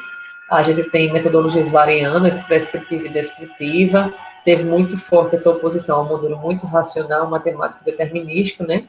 Os feedbacks eram determinados entre os autores ou não aconteciam, e eles mostravam essa redução da flexibilidade. Dizer, opa, vamos flexibilizar, mas não é bagunça. Na década de 90, a gente tem o Bakhtin, né, que eles tinham, ele e outros, né, não, eu coloquei o nome dele só porque é o que assim, é mais famosinho. As metodologias tinham um caráter prescritivo, né, que a gente viu esse crescimento de estruturas cíclicas e temporais, e com feedback sempre presentes, né, dando continuidade. E no século XXI, a gente tem o Brown aí com essa forte tendência ao design multidisciplinar, cada vez mais cíclico, com inúmeros feedbacks, enfim. E que isso é como eu falei, né? Essa metodologia mais flexível é muito mais positiva em projetos do que uma metodologia fechada, né? Isso sem dúvidas. Então, é só para vocês entenderem como foi aí esse rolê aí dos autores ao longo das décadas. Tranquilo? Deixa eu voltar aqui para ver vocês. Tranquilo até aqui? Deem um oi aí. Vamos acordar. Ok. Uma coisa, gente, vocês viram que eu respondi lá no fórum a alguns, só que quem fez, acho que de sexta para cá, acho que foi quinta-feira que eu respondi. Vocês viram que eu respondi lá? Assim, eu respondo porque é bom dar algumas informações e também estimular a discussão, né? Então, é bom vocês podem ir lá e a gente discutir sobre essas questões, que eu acho que a gente termina aprendendo bastante, né? Termina conversando sobre o tema e acaba aprendendo mais, certo? E assim é todo o processo, né? Por exemplo, a próxima atividade nossa vai ser a Wiki, né? Então, eu vou lá, vou interferir também, e assim a gente vai gerando essa conversa a respeito dessas abordagens, que é, como eu falei, o mais importante, vocês conhecerem para poder adotar nos projetos de vocês, certo? Tranquilo? Sim, não? Vou para outra tela. Bom, a gente vai falar um pouquinho dessa organização mais sistemática, porém, com base no que vocês forem aprendendo das propostas, né? Mais adiante, quando a gente falar de cronograma, quando a gente falar de estrutura analítica de projeto, mas aqui eu coloquei um lembrete, que foi de um artigo do Cardoso Piccolo, de 2013, que é com relação à importância de se ter um processo metodológico, né? Porque você ter uma metodologia para se basear vai proporcionar uma organização das ideias, né? Vai fazer com que vai possibilitar que você tenha essa ideia da cronologia do projeto, né? E vai possibilitar que você preveja prazos e depois você veja o cumprimento, né? Se você cumpriu direitinho tudo e você assim consiga se organizar. Essa organização, né, vai fazer com que você também impeça, né, alguns erros de projeto e que você compreenda e defina com eficácia um problema. Que você consiga também, a partir dessa organização, potencializar as soluções inovadoras no seu projeto, tá? Mas isso aí Assim, é importante vocês saberem que a metodologia de projeto é importante, mas a gente vai estudar mais a fundo a questão dessa sistematização um pouquinho mais para frente, tá? E aí, a gente vai falar um pouquinho sobre o que é projeto, né? O que é projeto de design, porque a gente viu, né, que vários autores têm suas propostas, que existe um caminho a ser seguido, que tem diversas abordagens, mas tá. E no design, né? Como é que a gente vai usar isso num projeto? Bom, só para definir, né, projeto que é um esforço temporário empreendido para criar um produto, serviço ou resultado exclusivo para aquele problema, vai compreender ações não rotineiras, não repetitivas, que visam a criação de bens ou serviços singulares, ou seja, a gente não vai aplicar a receita de bolo para resolver tudo, né? Cada projeto vai ter a sua forma de ser trabalhado. A palavra projeto, ela vem da palavra latina projectum, do verbo latim proicere, que significa antes de uma ação, né? E que, por sua vez, denota de pro, que é precedência, algo que vem antes de qualquer coisa, em paralelo com o grego e a sere, que é fazer. Ou seja, quando a gente pensa em projeto, a gente, se for pela etimologia da palavra, vai ser uma coisa que a gente faz antes de fazer, ou seja, definição de um processo metodológico. Então, a palavra projeto, na verdade, significa originalmente antes de uma ação. E no design, né, quais seriam as principais características de um projeto? Bom, a gente viu que tem várias propostas metodológicas que a gente pode sim usar as melhores formas para os determinados problemas, né, dependendo da situação, mas que as principais características do projeto de design devem ser consideradas. Ou seja, os projetos devem ser planejados, executados e controlados, ou seja, pautados na metodologia. Um projeto, no final, ele vai entregar um produto, um serviço ou um resultado exclusivo, ou seja, a solução para o problema que você identificou no comecinho do projeto. Eles vão ser desenvolvidos, né, com etapas que vão ser incrementadas em uma progressão ao longo desse processo, né? É um processo que é realizado por pessoas, ou seja, não dá para fazer só com máquina, né? A pessoa do design tem que estar ali fazendo, porque isso que vai fazer com que a melhor solução seja dada com base nesse pensamento do todo, e que geralmente o projeto ele tem recurso limitado, ou seja, a gente vai ter limitação geralmente de dinheiro, de gente, com relação a leis. Então, tudo isso a gente tem que ter em mente na hora de desenvolver um projeto, certo? As etapas da metodologia do projeto de design, de uma forma geral, apresentam algumas características, né? Cada etapa que a gente faz, lembra daquelas 6 que eu enumerei de forma bem genérica, né? Desde a década de 60 que a gente faz daquele jeito e evoluindo. Mas cada uma daquelas etapas, ela é marcada pela entrega de alguma coisa. Ou seja, na primeira etapa, né, por exemplo, a gente tem a problematização. O que é que a gente quer com a problematização? A gente quer entender o problema. E qual vai ser o resultado? O que é que vai ser entregue ao final desse processo de problematização? O entendimento do problema, né? Na fase de geração de alternativas, né? Eu vou gerar minhas alternativas com base em tudo que eu pesquisei. O que é que vai ser entregue no final? Vai ser entregue alternativa, não é isso? Então, cada fase, no final, você vai colher alguma coisa dela. E no início de cada fase, você vai ter ali posto, né, o que é que você vai fazer, quem é que vai fazer e como você vai fazer. Por isso que é importante você ter esse processo bem definido, né? E o fim da fase, ele também deve ser marcado por uma revisão, ou seja, um feedback, né? Que vai lhe dizer a respeito de o quão você conseguiu atingir o resultado daquela fase. Ou seja, o que você conseguiu colher com aquilo, certo? Então, quando você tem um processo metodológico aplicado ao desenvolvimento de um projeto, né? Você tem algumas questões que são relacionadas ao gerenciamento desses projetos, que deve ser aplicado e integrado com alguns processos de gerenciamento. Ou seja, você tem que ter em mente que todo esse processo ele tem um início, um planejamento, uma execução, fazer um controle daquilo, né, ou seja, uma validação e que vai encerrar. Então, todas as etapas elas têm esse ciclo dentro de cada uma delas, certo? E gerenciar esse projeto vai incluir, né, que você tenha a capacidade de identificar essas necessidades, que sejam estabelecidos objetivos claros e alcançáveis, tanto do projeto como um todo, como de cada fase executada, que aconteça o balanceamento das demandas com relação à qualidade, escopo, tempo e custo, né?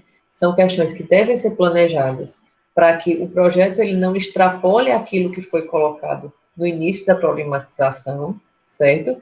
É necessário que você esteja aberto à adaptação das especificações dos planos e das abordagens dentro das diferentes etapas, sendo isso adaptado ao desenvolvimento do seu projeto e da sua problemática, né? E que exista essa preocupação e expectativa de todas as partes interessadas, ou seja, de você que está desenvolvendo o projeto e de quem está lhe contratando, ou seja, a pessoa que está lhe pagando para executar aquele projeto, tá? Se for na indústria. De uma forma bem geral, a gente pode dividir o processo metodológico em duas grandes fases, certo?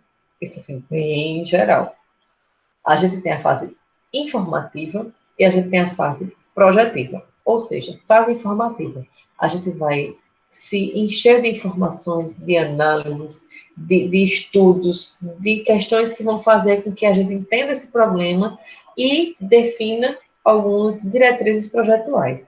E a fase projetiva é quando a gente vai botar a mão na massa, vai pegar todo aquele conhecimento que a gente obteve na fase informativa e vai botar para jogo. Vai dizer, opa, eu estudei isso, então eu sei que minha solução vai ter que ter isso e aquilo outro, certo? Então, a gente tem essas duas macrofases, tá? De uma forma bem geral em toda e qualquer metodologia. Aí eu coloquei um processo metodológico que vai ser bem similar àquele que eu apresentei, né? Da década de 60, mas que é bem similar a tudo que a gente vai ver de metodologia, né? Então, de onde vai começar um processo metodológico? Sempre vai partir de um problema. Sempre. A gente sempre começa um projeto partindo de um problema, né? Então, a gente precisa ter essa etapa de problematização, a gente precisa ter essa recolha e análise de dados. A partir daí, a gente vai definir requisitos e parâmetros, né? Acaba a fase informativa, a gente tem esse marco, né, aí no meio, que é a definição de requisitos e parâmetros. E a partir de então, a gente vai gerar alternativas, vai detalhar, vai implementar, vai validar e, enfim, isso vai ser colocado no mercado, tá? De forma bem genérica, é isso aí, tá? Aqui eu coloquei para vocês um exemplo de uma proposta de fase de projeto, certo? Essa proposta, ela é de um professor, ele inclusive já faleceu, que Deus o tenha, mas ele foi meu professor de metodologia, o professor Nathan Moraes, e ele colocava essa proposta, né, de desenvolvimento de produto, tá? Então, isso foi um processo metodológico elaborado por ele, né, onde ele sistematizou as fases e o que é que você obteria de cada fase, e eu acho que fica fácil de entender, né, o processo como um todo, e as diversas etapas que você percorre até chegar no final do projeto, né, ou seja, na execução, detalhamento técnico, né, então eu acho que serve para ilustrar todo esse processo. Então, veja, a gente tem a linha superior, né, que é o projeto como um todo, né, a gente tem o todo. Esse todo é dividido em duas grandes fases, ou seja, fase informativa, como eu expliquei, e fase projetiva. Na fase informativa, né, a gente parte, claro, do problema, né, que ele colocou aí como demanda, tá? Deixa eu ver se eu consigo usar aqui um marcador, aqui que tem um marcador, apontador. Tá. Opa, deixa eu ver. Aqui. Vocês estão vendo o apontadorzinho? Me digam aí. Eu tô vendo, professor. Pronto. Então, aqui, pronto, a gente tem o todo, né, que é o projeto, e esse projeto todo, ele é dividido em fase informativa e fase projetiva, né? A fase informativa é onde a gente vai mergulhar nas informações para conhecer o problema e saber o que é que a gente pode usar para resolver esse problema, né? Então, ele colocou aqui, ó, como demanda, tá vendo? Demanda seria o problema, né, a ser resolvido. E aí a gente começa com a etapa de especificação. Nessa proposta aqui, certo? Isso é uma proposta do professor Natan, tá? Ele vai partir aqui da especificação, né, onde ele vai, nessa introdução, buscar informações a respeito do problema, identificar essa necessidade e, assim, formular os objetivos do projeto. Ou seja, problematização. Ele está entendendo o problema do projeto para conseguir partir para a análise, né, e, a partir dessa análise, ele extrair requisitos e parâmetros para eu conseguir conceber. Então, eu tenho aqui a minha problematização, a partir da problematização eu vou levantar e analisar dados, né? Aí ele sugeriu aqui 4 tipos de análise, né? Vejam, que é a análise proposta por diversos autores. A gente tem aqui a análise do produto, ou seja, a descrição do produto. A gente teria análise estrutural, né? Análise estrutural acho que é o Lobo, aqui, o Boncipe que propõe, onde ele vai analisar as funções técnicas e sistemas funcionais dos produtos existentes, né? A análise ergonômica, seriam as funções biofisiológicas, e a análise semântica, que seriam as funções simbólicas e estéticas dos produtos. E vejam que de cada uma dessas fases, ele vai extrair síntese, requisito e parâmetro. Tá vendo? Então, lembra o que eu falei anteriormente, né? De cada fase a gente quer alguma coisa. Quando a gente aplica energia numa coisa, a gente não quer um retorno. Então, é justamente isso aqui. A gente está aplicando energia aqui numa análise, mas dessa análise a gente quer um resultado. A gente quer um requisito projetual. E esse resultado aqui, ó, é que vai balizar a minha concepção do design. Ou seja, são essas questões aqui que vão nortear aquilo que eu vou conceber. E aí ele divide, né, a concepção do design em 5 etapas, de forma que cada etapa ela é composta por análise e definição. Ou seja, eu estou proporcionando a cada uma etapa dessa um feedback. Por quê? Porque eu estou elaborando, mas eu estou analisando e definindo qual é a melhor solução, né? Então, aqui eu tenho a parte da ideação da solução, ou seja, geração, vou criar soluções a partir desses requisitos que eu encontrei aqui.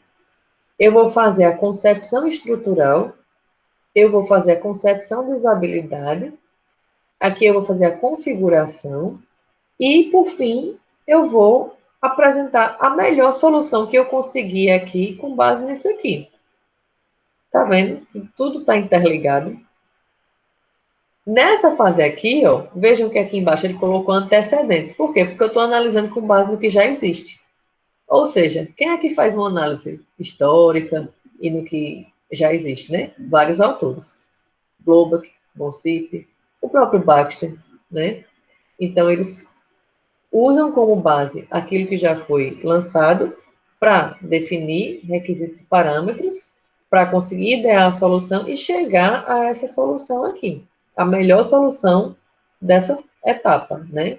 Vejam que eu apresento minha solução com base em diversas análises de definição de cada uma dessas fases. Tendo essa melhor solução aqui, eu vou partir para a etapa de detalhamento técnico, que está na minha etapa aqui de execução do projeto, ou seja, eu já tenho minha solução gerada, eu agora vou fazer o quê? Vou detalhar ela, né? Vou especificar as partes, componentes, acessórios, vou ver, especificar melhor, né, a questão de implementos e materiais, porque isso aqui, ó, questão de materiais e processo de fabricação, eu tenho que ver desde o início do projeto, não é só aqui não, aqui eu vou só melhorar essa especificação, certo? É igual a ergonomia. A ergonomia, tem gente que acha que, no final eu adequo. Não, não é assim que funciona. Tem que ser desde o começo do projeto, né? Experiência do usuário, né? Eu vou pegar um negócio pronto e eu vou aplicar aqui soluções de experiência. Não é assim que funciona. Todas essas questões têm que ser vistas desde aqui do início, tá?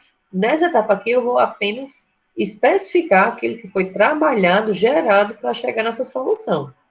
Então, aqui eu tenho especificação, né, das partes implementos e materiais. A partir de então, eu vou fazer o desenho técnico, porque eu preciso mandar esse meu produto, né, para ser fabricado. Então, eu preciso de um desenho técnico, de uma especificação bem detalhada. Eu vou também, nessa etapa, fazer modelos de apresentação, ou seja, eu preciso testar se meu produto funciona de forma a atender, né, aquela demanda inicial que foi identificada, e com isso eu vou gerar um protótipo, né, todo especificado e detalhado para que eu mande para produção e assim, posteriormente, ele seja implementado, seja validado também. É um processo de evolução aí do produto, né? Ele pode ser reinserido no processo em forma de um redesign, caso a validação da pós-produção, né, não seja muito positiva, ou ele pode ser descontinuado, né, como coloca lá outros autores que foram citados anteriormente. Mas, basicamente, é isso. Então, isso aqui seria uma proposta, né? Claro, você pode mudar aqui essas etapas de análise, dependendo do tipo de problema que você está resolvendo. Você pode mudar também as etapas de concepção do design de acordo com aquilo que potencializa melhor a sua criatividade dentro do projeto, né? E tudo isso vai resultar na melhor solução possível, né, para o problema que foi dado aqui inicialmente, certo? Vocês entenderam esse processo de metodologia, essa proposta, na realidade? Sim, professora, tudo certo. Então, lembrando que isso é uma proposta metodológica, assim como todos os outros autores colocam, né? No caso, o meu professor, ele não foi um autor tão famoso, né? Ele não lançou nenhum livro. Ele tem uma apostila, mas não tem nenhum livro. Mas para vocês verem que é possível gerar uma proposta de metodologia para determinados projetos. E é isso que eu quero que vocês façam, né? Que vocês tenham esse conhecimento para conseguir sistematizar isso e assim resolver os problemas de vocês, certo? Então, eu coloquei aqui só um lembrete, né, que esses métodos técnicos e ferramentas, né, assim como as análises, devem ser adequados à proposta de projeto e aos resultados necessários para que você conclua esse projeto, e que é necessário que você tenha um domínio dessas, né, técnicas, métodos e ferramentas, para que vocês consigam proporcionar essa escolha positiva para o projeto, certo? Eu coloquei aqui algumas referências, tem outras mais, mas estão lá no material de apoio também, certo? E nossa conversa sobre metodologia basicamente era isso, tá? Então, vou parar aqui a apresentação. Queria saber se vocês têm dúvida, como é que está aí esse entendimento sobre os processos e as propostas, as abordagens, as caracterizações. Me digam aí. Alguém? Podem falar no chat, se não quiser abrir o microfone. Tá tranquilo?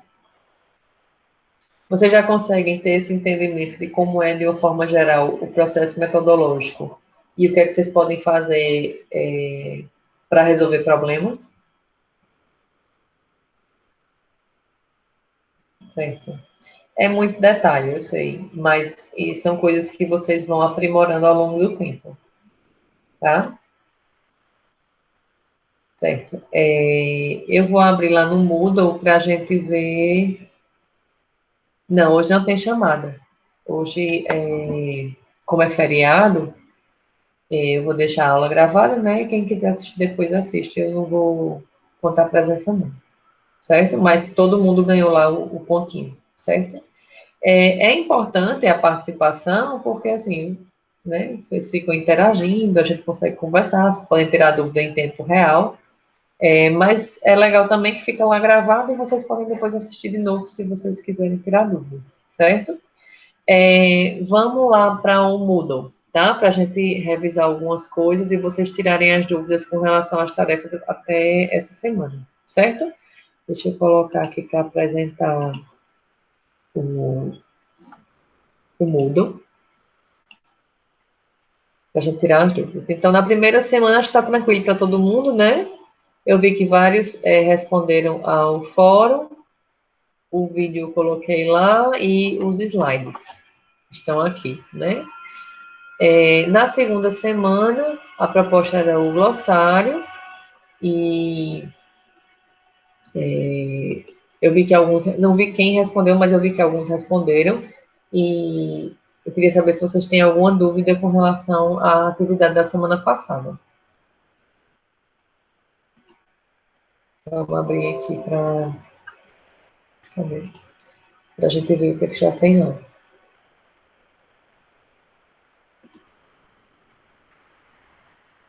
Certo, Lavínia.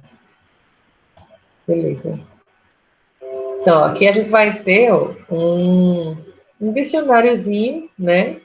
Que vai auxiliar a gente com algumas palavras que fazem parte dos processos metodológicos, né, das propostas, e faz com que a gente consiga cada vez se habituar mais com esses jargões, né, e esses nomes para essas coisas que a gente faz durante o projeto, tá? Então, eu peço que vocês contribuam. Pode ser com mais de duas, tá? Podem ser mais de duas contribuições. É bom que fique bem recheado aí de coisas, para que sempre que a gente precise, a gente possa recorrer a esse dicionáriozinho, né? Até para a gente conseguir cada vez mais se familiarizar com esses termos, certo? Deixa eu voltar aqui para a nossa terceira semana, que é essa. Bom, para essa semana, né, a gente vai ter a wiki. O que é essa wiki, né? É um texto colaborativo. Então, cada um de vocês vai falar, né, sobre diferenças e similaridades entre as propostas metodológicas e sobre todas essas questões que a gente tem visto, né, até então, né, discutir sobre os autores, sobre essa evolução, sobre cada um desses aspectos, né, que influenciam no processo de desenvolvimento de soluções para a metodologia, certo? Então, é importante que vocês vão contribuir, vocês podem contribuir um na fala do outro, isso é o mais interessante, né? É importante que alguém não, todos vocês, antes de escrever, leiam o que já foi escrito para poder criar uma certa fluidez no texto, né? E é importante que o texto tenha começo, meio e fim, certo? Então, a gente vai ter uma parte que a gente vai introduzir, a gente vai desenvolver e a gente vai concluir, certo? O intuito é que depois a gente transforme esse texto colaborativo em um trabalho que a gente possa publicar, né? Mais para frente, que a gente tenha nesse texto uma base aí para algum trabalho que a gente possa publicar sobre metodologias de design. Se vocês forem olhar na internet, tem muita coisa publicada, né? Mas a gente pode dar a nossa versão e nossa contribuição, certo? Então, a atividade dessa semana consiste na elaboração desse texto colaborativo, certo? Só tenham cuidado para não apagar o que o outro coleguinha escreveu, certo? Vocês podem editar, mas cuidado para não apagar, certo? Porque já aconteceu em turmas de alguém ir lá e sem querer apagar e apagou tudo que os outros tinham escrito. Foi Deus nos acuda, tá?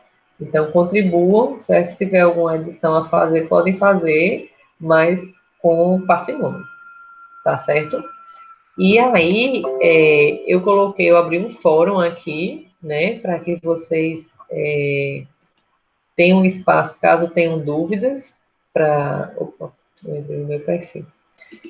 Um espaço para que vocês tirem as dúvidas, né, sobre essa semana. Então, todas as semanas eu abri um fórum para não bagunçar, né, para ficar a dúvida de cada semana em cada semana. E vamos ver mais aqui. Para essa semana eu acho que é isso. A gente tem a wiki, teve a aula, eu vou colocar depois o vídeo e o slide da aula, certo? Aí, para outra semana, né, para a próxima segunda-feira, o nosso encontro não vai ser aqui por vídeo, certo?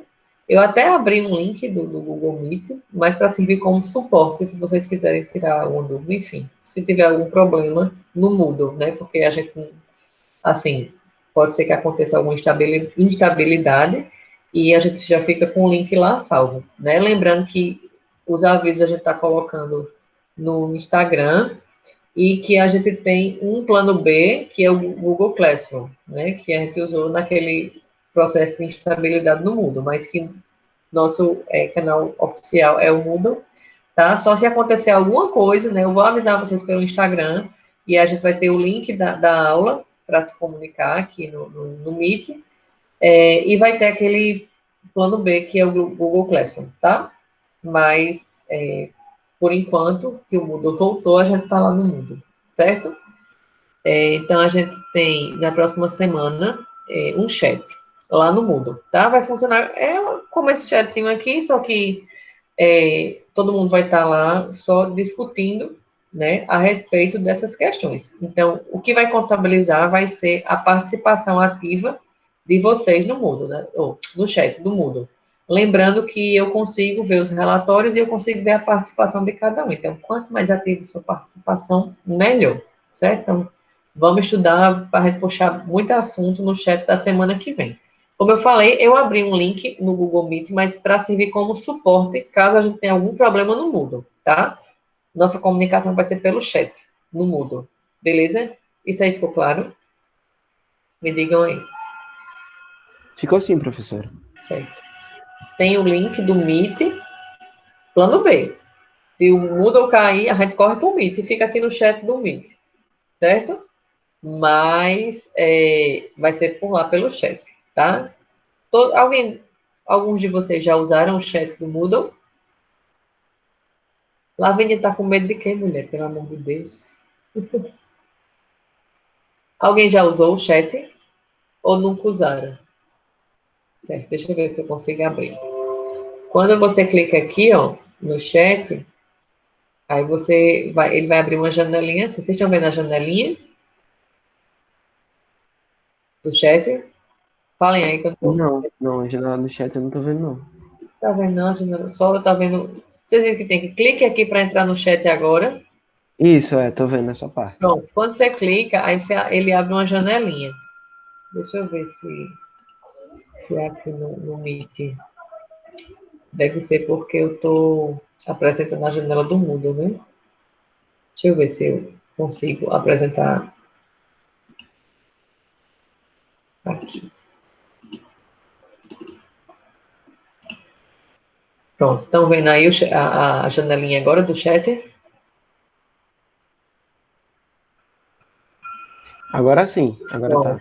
aí aqui, ó, vai ter a mesma coisa no chat, normal. Isso aí vocês já estão habituados, né? Aí vai aparecer aqui meu nome, vai aparecer o que eu escrevi, e aqui do ladinho vai aparecer quem está conectado. E a gente vai ficar conversando por aqui. O interessante dessa conversa no chat, né, do Moodle, é que fica registrado e depois vocês conseguem ter acesso ao chat.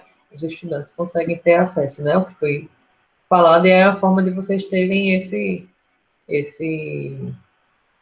essa forma de consulta também, né? Porque no Meet o chat fica salvo, mas fica salvo só para mim, não fica para vocês, certo? Então esse vai ser o chat da próxima semana, tá? Deixa eu voltar aqui para o Moodle. Então, estão vendo aqui, né? A janelinha do Moodle. Aí, próxima semana, a gente vai papear lá no chat, né? E a atividade da próxima semana vai ser uma lição. Que eu vou explicar também lá no chat. Essa lição é como se fosse... Não tem uns questionários que vocês fazem online, né? Acho que até no Instagram faz. Eu estou meio por fora do Instagram, mas não tem não umas perguntinhas, faz verdadeiro ou falso, não sei. Teste de quiz, não tem, né, na internet vocês fazem, é basicamente aquilo ali. Só que com perguntas sobre metodologia, né? Aí vocês vão lá, vão ler as questões e vão responder. Tá muito fácil. Menina, eu tô até pensando em botar uma outra questão para completar. Eu acho que eu botei 3 questões só. Mas tá muito simples. É só para vocês lerem e entender algumas algumas questões sobre o que a gente vem estudando, certo? E aí a pontuação de vocês para essa atividade vai ser de acordo com o número de acertos, certo? Ele vai dizendo lá a quantidade de pontos que você conseguiu, tá? E aí essa vai ser a atividade da próxima semana. E aí, na outra, eu já vou adiantando aqui, para a gente já ir explicando sobre a última atividade da AB1, que vai ser um resumo sobre os autores, certo? Vocês vão escolher um autor daqueles que estão no material de apoio, certo? E vocês vão desenvolver um resumo sobre isso. Eu vou explicar nessa semana 4, né, como é que isso vai funcionar, tá? E vocês vão desenvolver esse resumo para que nesse dia aqui, ó, da semana 5, vocês apresentem esse resumo. Então, cada aluno, né, vai escolher entre os autores sugeridos no material um dos autores para falar sobre ele, né? O foco do resumo deve ser na caracterização e classificação da estrutura metodológica, né? Identificação de etapas, diferenciar do autor, apresentar esse autor, e nesse dia cada um vai poder apresentar o seu trabalhinho, certo? Vai enviar um PDF, certo? Mas cada um vai defender aí seu trabalho em 10 minutinhos. É interessante que todo mundo participe nesse dia, né, dentro das suas possibilidades, porque é uma forma de todo mundo conhecer um pouco sobre, assim, outros autores, fora o que você estudou mais, e também de você colocar a sua opinião sobre aquele autor. Então, isso seria um processo bem importante, por isso que eu ia pedir encarecidamente que vocês fizessem um esforcinho para ligar a câmera ou áudio nesse dia para compartilhar com os colegas essas informações, certo? Quem, por algum acaso, não puder de jeito nenhum, no momento, né, por conta da internet, por conta de equipamento, né, fazer essa apresentação, aí eu vou pedir para gravar um vídeo e enviar, ou gravar um áudio e enviar, certo? Para defender o seu projeto. Fora o PDF que vocês vão mandar, né, escrito com o resumo, tem que ter essa partinha da defesa, tá certo? E isso vai ser o final da AB1. Tá preocupada com o chat? Por que, Lavínia? Por conta da conexão da internet? Tá, mas lá você tem internet ou não? Não tem. Tá. Se você não tiver como ter conexão, você depois lê o chat, certo? Que assim, o mais interessante é que vocês participem, porque quanto mais vocês participarem, mais vai ter conversa e vai ter como tirar dúvida, né? E vai ter como explorar melhor os conhecimentos. Mas, assim, não tendo a possibilidade, depois vocês veem como é que a gente como leem. Depois vocês podem, quem não conseguir participar do chat, de repente, pode enviar uma contribuição lá no fórum, né, sobre o que foi conversado. A gente vê qual é a melhor forma, né, de gerar essa participação, tá certo? Até então, vocês tinham alguma dúvida das atividades, das aulas, das interações? Até agora, tranquilo? Pronto, beleza. Então, vamos encerrar aqui a gravação de hoje, né? Gravaremos na próxima aula.